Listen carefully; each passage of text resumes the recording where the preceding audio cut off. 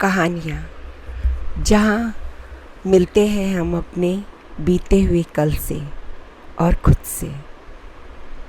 कहानियाँ हमारे बीते हुए कल का आईना तो होती ही है, साथ ही हमारे आने वाले कल को संवारती भी हैं। तो आइए सुनते हैं ऐसी ही एक खूबसूरत सी कहानी, जिसका नाम है कर्मों का खेल। नयासर के अस्पताल में एक कोरोना पेशेंट का केस आया। मरीज बहुत सीरियस था। एक मरीज डिस्चार्ज हुआ तो उसके स्थान पर उसको एडमिट किया गया था। अस्पताल के मालिक डॉक्टर शर्मा जी ने तत्काल खुद जाकर आईसीयू में केस की जांच की।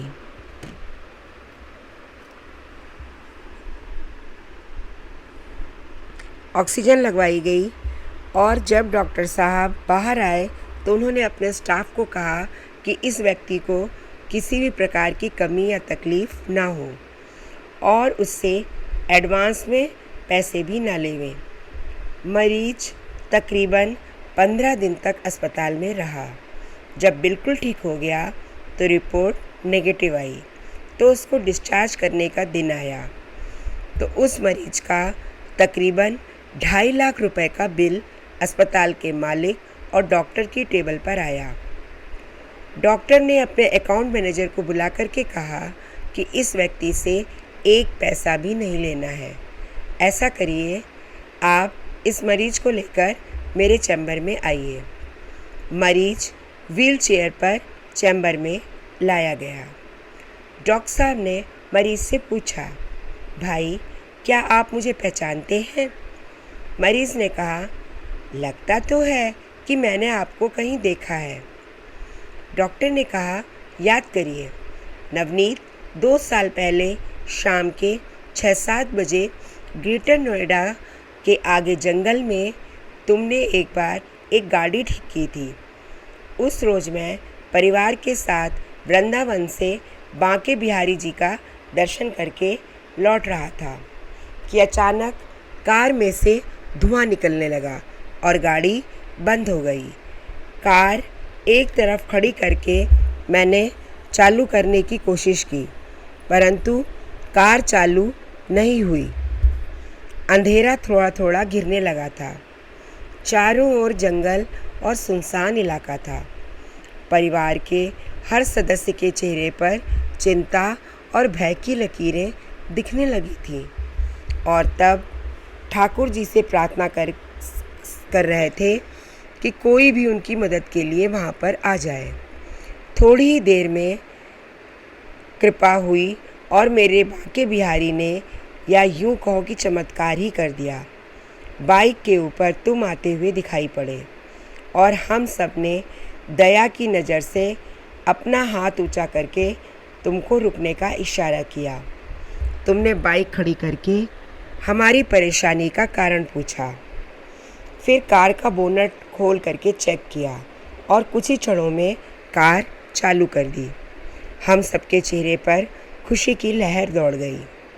हम सभी को ऐसा लगा जैसे भगवान ने स्वयं आपको हमारे पास भेजा है, क्योंकि उस सुनसान जंगल में हम में से किसी के पास भी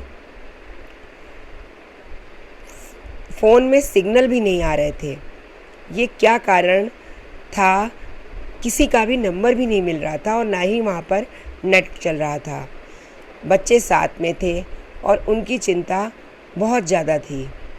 लेकिन तुमने मुझे बताया था कि तुम यहीं जेवर के पास ही गैराज चलाते हो।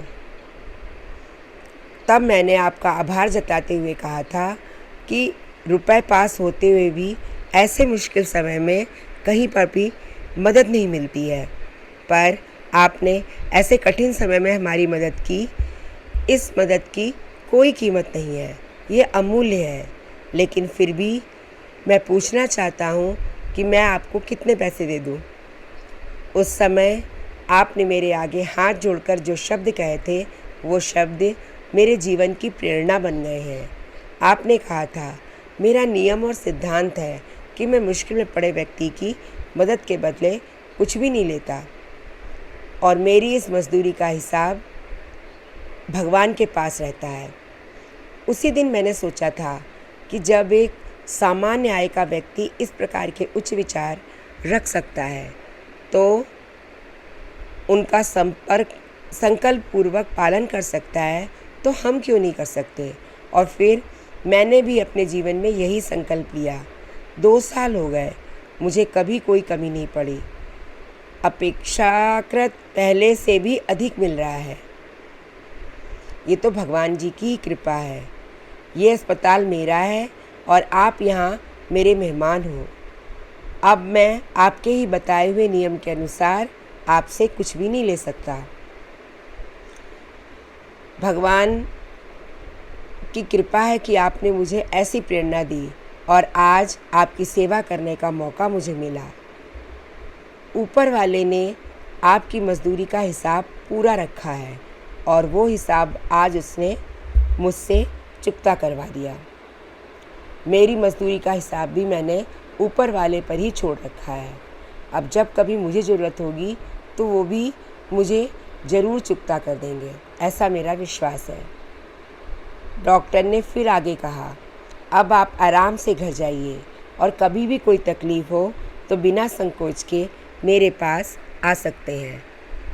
मरीज ने जाते हुए चैम्बर में रखी हुई भगवान कृष्ण की तस्वीर के आगे हाथ जोड़कर कहा, हे प्रभु, आज तो आपने मेरे कर्म का पूरा हिसाब ब्याज सहित चुकता कर दिया। शिक्षा। इस कहानी से हमें ये शिक्षा मिलती है कि हमारे द्वारा किए गए कर्म हमारे पास हमेशा लौट कर आते हैं और वो भी ब्याज के समेत। इसलिए जितना भी हो सके हमें लोगों की मदद करनी चाहिए और उसका हिसाब किताब ऊपर वाले भगवान पर छोड़ देना चाहिए, क्योंकि समय आने पर वो सारा हिसाब किताब पूर्ण ब्याज सहित चुकता कर देते हैं। ऐसा विश्वास रखिए तो ये जीवन सुंदर ही नहीं सुंदरतम बन सकता है।